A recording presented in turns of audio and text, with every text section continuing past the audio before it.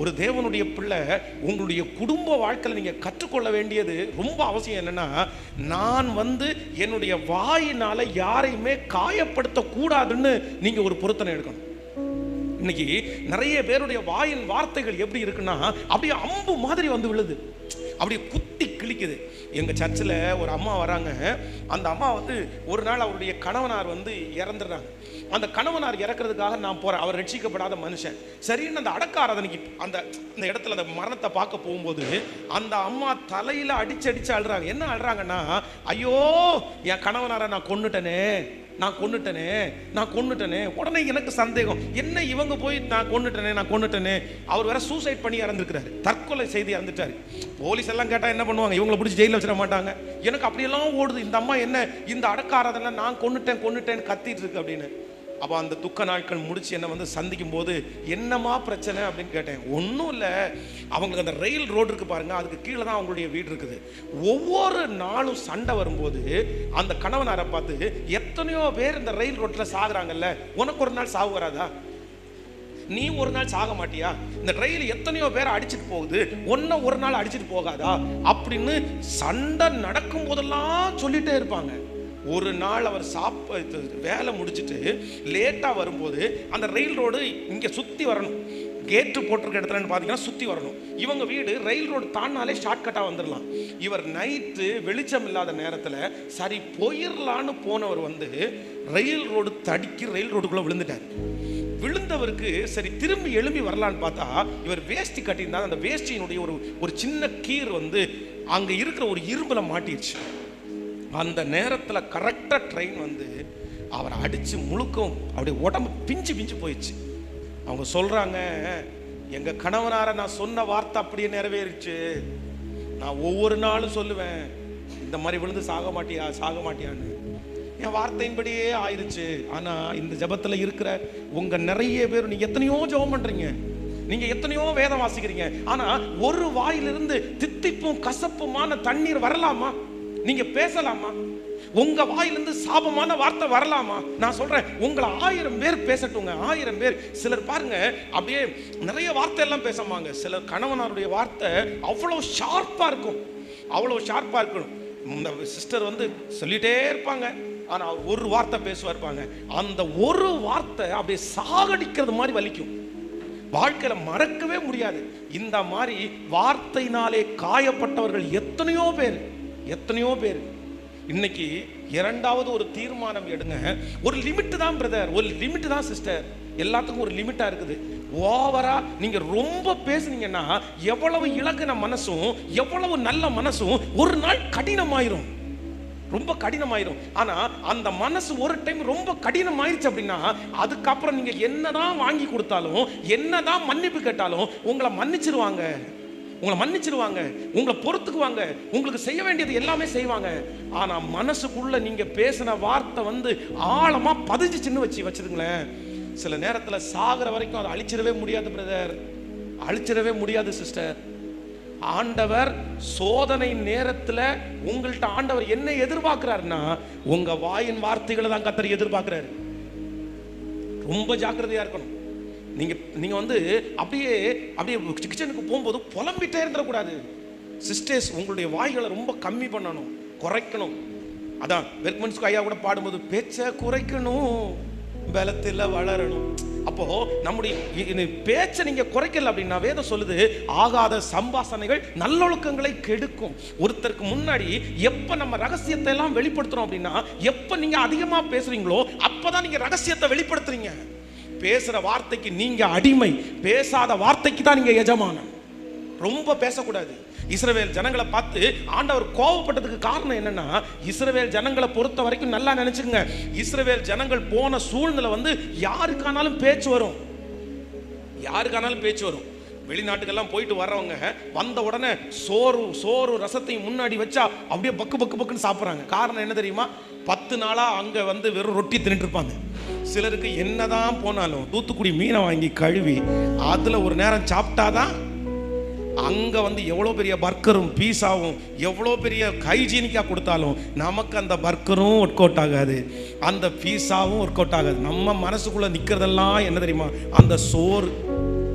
அப்படியே தட்டில் ஒரு கூட்டை கூச்சி வச்சு சென்டரில் குழி எடுத்து மீன் குழம்பு ஊற்றி சாப்பிட்டாதான் நமக்கு நிறைய பேருக்கு என்னவா இருக்கும்?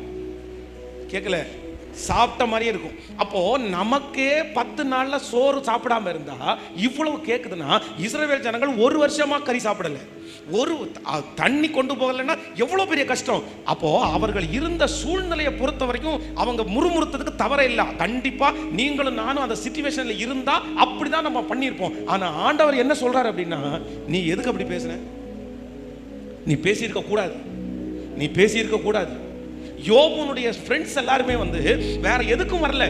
7 நாள் அவனை பார்த்த உடனே ஒரு வார்த்தை கூட பேசாம தலையின் மேல புழுதியை போட்டுட்டு ஒண்ணுமே பேசாம அமைதியா உட்கார்ந்துருந்தாங்க. ஆனா முடிக்கும் போது பைபிள் என்ன சொல்லுது அப்படின்னா, என் தாசனாகிய யோபு பேசினது போல நீங்க என்னை குறித்து சத்தமா கேட்கல, நிதானமா பேசலப்பா, நிதானமா பேசலப்பா. பிரதர் சிஸ்டர், ஆண்டவர் உங்களுடைய வாழ்க்கையில வேற எதையுமே பார்க்கல, வாயிலிருந்து புறப்படுகிற வார்த்தையை தான் கர்த்தர் கவனிக்கிறாரு. வார்த்தையினால பிள்ளைகளை இவ்வளவு ஆசையா வளர்த்தி நீ சபிக்க போறீங்களா? எப்படி நீங்க சபிப்பீங்க? உங்க வீட்டை சபிப்பீங்களா? உங்க வாயிலிருந்து எப்பொழுதுமே என்ன வார்த்தை வரணும்னா, இன்னொருத்தரை கற்ற வார்த்தை தான் வரணுமே தவிர ஒரு நாள் உங்க வாயிலிருந்து இன்னொருத்தரை உடைக்கிற வார்த்தை வரவே கூடாது. இஸ்ரவேல் ஜனங்களுக்கு 12 பேர் வேவுக்காரரை அனுப்பிட்டாங்க. 10 பேர் வந்து அந்த ஊர் சரியில்லை, ஜனங்கள் சரியில்லை, அங்க பெரிய பெரிய ஆட்களை பார்த்தோன்னு சொன்னாங்க. ஜோஷுவா காலேப் என்கிற 2 பேர் வந்து அந்த ஊர்ல இருக்கிற ஜனங்களை கர்த்தர் நம்ம கையில ஒப்பு கொடுத்துட்டாரு, நம்ம ஜெயிச்சிருவோம்னு சொன்னாங்க. கர்த்தர் என்ன சொன்னார்னா, இத்தனை நாள் நீங்க நடந்து வந்தாலும் அத்தனை பேர் நீங்க போக மாட்டீங்க கானான் தேசத்துக்கு. ஜோஷுவாவும் காலேப்பும் 2 பேரும் நிதானமா பேசினதுனால அவங்க 2 பேரும் கானான் தேசத்துக்கு வருவோம்னு சொன்னாங்க. தயவு செய்து உங்க கணவனாரை காயப்படுத்தி இருக்கீங்களா? உங்க மனைவியை காயப்படுத்திருக்கீங்களா? உங்க அம்மா அப்பாவை காயப்படுத்திருக்கீங்களா? தயவு செய்து போய் மன்னிப்பு கேளுங்க. இங்க இருந்து போகும்போது ஒரு தீர்மானம் மட்டும் எடுத்துட்டு போங்க, இனி கோபத்தினுடைய மிகுதியினால நான் யாரையும் காயப்படுத்துறது மாதிரி என்ன பண்ண மாட்டேன். கேட்கல, பக்கத்துல கையை பிடிச்சி சொல்லுங்க. ஒருத்தருடைய பலவீனத்தை சொல்லி அவங்கள பேசுறது எவ்வளவு கஷ்டம் தெரியுமா? கல்யாணமாகி 25 வருஷம் ஆச்சு. 25 வருஷம் ஆகி ஒரு சண்டை நடக்கும்போது, உன் குடும்பத்தை பற்றி எனக்கு தெரியாதா? உங்க அப்பா அன்னைக்கு பாயாசத்துக்கு சண்டை போட்ட ஆள் தானே. ஒரு பப்படம் விளையாடுறதுக்காக உங்க வீட்டில் இருக்கிற குடும்பத்து ஆட்கள் வந்து எங்களுக்கு சண்டை போட்டாங்கல்ல, சோத்துக்கு செத்த குடும்பம் தானே நீங்க குடும்பம். எப்படி இருக்கும்? எத்தனை வருஷத்துக்கு முன்னாடி? 25 இயர்ஸுக்கு முன்னாடி நடந்த ஒரு சம்பவத்தை இன்னைக்கு சொல்லி வாயை அடைக்கணுன்றதுக்காக வாயில எதை வேணாலும் பேசலாமா? எதை வேணாலும் பேசலாமா? இந்த ஜெபத்தில் இருக்கிற உங்களை நிறைய பேர் நீங்க வார்த்தையினால காயப்பட்டு வந்திருக்கீங்களா? பாஸ்டர் அவ்வளவு கேவலமா பேசுறாங்க பாஸ்டர், அவ்வளவு அசிங்கமா என்ன பேசிட்டாங்க பாஸ்டர். நீங்க கவலைப்படாதீங்க. அன்னாளை வேதம் சொல்லுகிறது பெனினால் இருதயத்தை வருத்தப்படுத்துறது மாதிரி பேசினான். என்னைக்கு பெனினால் இருதயத்தை வருத்தப்படுத்தினாலோ, தாம் வார்த்தையினால காயப்பட்டு மொத்த வார்த்தையும் கொண்டு போய் கர்த்தர் சமூகத்தில் கொட்டும் போது வேதம் சொல்லுது, கர்த்தர் சொல்றார், சமாதானத்தோட போ, நீ இஸ்ரவேலின் தேவனாகிய கர்த்தரிடத்தில் வேண்டிக் கொண்டபடி கர்த்தர் உனக்கு செய்தார். மற்றவங்க வார்த்தையை பேசிட்டாங்கன்னு இருதயம் உடைஞ்சு போய் இருக்கிற ஆண்டவருடைய பிள்ளைகளே, காரணம் இல்லாமல் விட்ட சாபம் கண்டிப்பாக உங்க தலை மேல இருக்க போவது இல்லை. அவங்க சொன்ன ஒரு வார்த்தை கூட உங்களுக்கு பலிக்க போவது இல்லை. கர்த்தர் அவர்கள் கண்களுக்கு முன்பாக ஆகாது என்று தள்ளின இந்த கல்லை, உங்க பிள்ளைய, உங்க மகளை, ஒன்ன கர்த்தர் தலைக்கு மூளைக்கல்லாய் மாற்றுவார். நம்புறவங்க தலைக்கு மேல கரங்களை தட்டி, முழு வெள்ளத்தோட கரங்களை தட்டி, முழு வெள்ளத்தோட கரங்களை தட்டி, இயேசுவே ஹalleluya. என் வாய்க்கு காவல் வையும் ஆண்டவரே, என் உதடுகளின் வாசலை என்ன பண்ணும் அப்படின்னா, முடிஞ்ச வரைக்கும் வேதம் சொல்லுகிறது கூடுமான வரைக்கும் யாவரோடும் கேட்கல முடிஞ்ச வரைக்கும். பிடிக்கலையா? சரி, பிரைஸ் தி லார்ட் பிரதர். பிடிக்கலையா? Praise the Lord sister. அதோட நிப்பாட்டிக்கங்க, அதோட நிப்பாட்டிங்க. பேச்ச குறைங்க. ஆண்டவர் உங்க வாழ்க்கையில வேற எதையுமே பார்க்கல. எதை மட்டும்தான் பார்க்கிறாருன்னா வாயத்தான் பார்க்கிறாரு. அதனாலதான் யோபு சொல்லும் போது சொல்லுகிறான், யோபுனுடைய மனைவி சொல்ற, நீர் இன்னும் உம்முடைய உத்தமத்தில் உறுதியாயிருப்பீரோ, தேவனை தூசித்து ஜீவனை விடும். அப்பதான் அவர் சொல்ற, நீ பைத்தியக்காரி பேசுகிறது போல பேசுகிறாய், தேவனுடைய கையிலே நன்மையை பெற்ற நாம் தீமையை பெற வேண்டாமோ? கர்த்தர் கொடுத்தார், கர்த்தர் எடுத்தார். கர்த்தருடைய நாமத்திற்கு ஸ்தோத்திரம். இவை அனைத்திலும் யோபு தன் உதடுகளினால். அவர் என்னை கொன்று போட்டால் அவர் மேல் நம்பிக்கையார். கர்த்தர் வாயே பார்த்தார். என் தாசனாகிய யோபு பேசினது போல் நீங்கள் என்னை குறித்து நிதானமாய். சிஸ்டர், உங்க வாயை பார்க்கிறார். சிஸ்டர், பிரதர், உங்க வாய் ரொம்ப ஜாக்கிரதை. சிலருக்கு சில வார்த்தை அப்படியே நெஞ்ச பிளந்துரும். காலம் முழுதும் அந்த வார்த்தை அழியாத வார்த்தையா மாறிடும்.